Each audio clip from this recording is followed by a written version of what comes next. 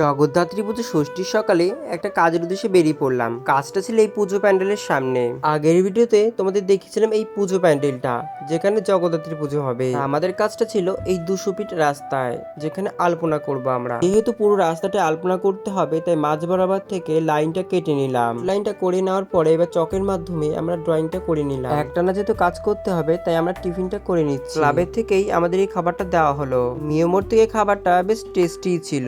খাওয়া দাওয়া হয়ে আসলে এবার শুরু করলাম কালার অ্যাপ্লাই। কালার করার পর আমার তো বেশ ভালোই লাগছে। তোমাদের কেমন লাগছে অবশ্যই জানিও।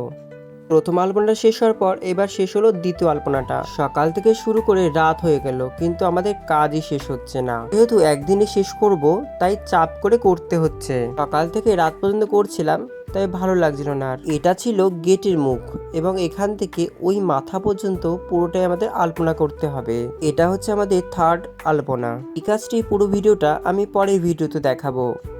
তোমাদের কেমন লাগলো অবশ্যই কিন্তু আমাকে কমেন্ট করে জানাবে। আর এই ধরনের কমার্শিয়াল কাজের জন্য অবশ্যই আমার সাথে যোগাযোগ করো।